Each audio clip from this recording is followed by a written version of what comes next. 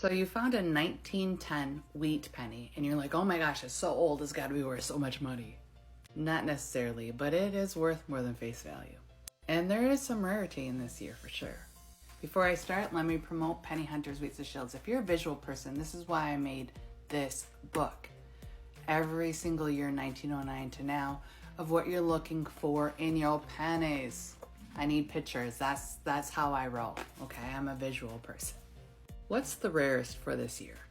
That would be a 1910 matte proof.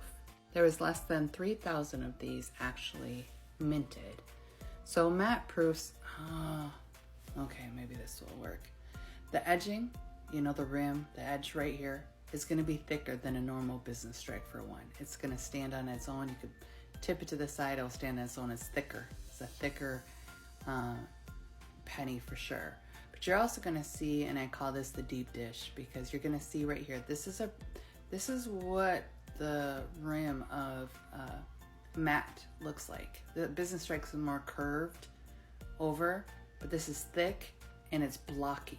That is, if you ever run into a matte proof coin, they're not shiny like how they are now. They're just gonna be, it's gonna be blocky and it's gonna be a thick coin, okay? And how do you know if you really have one? You have some of these definitions, defined characteristics in a coin.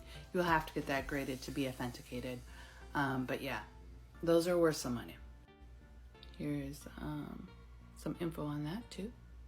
But most of us are never gonna run into that. I mean, less than 3,000 of those were actually found. And apparently only a few hundred are still out there. So, or, you know, unclaimed or whatever.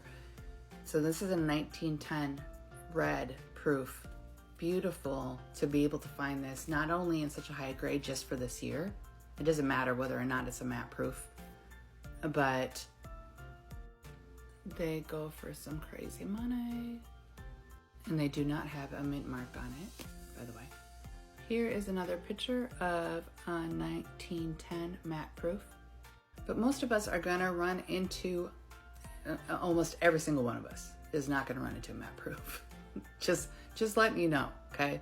But you can run into a 1910 business strike, okay? With a no mint mark on it. And look at, this is Mint State 67 red.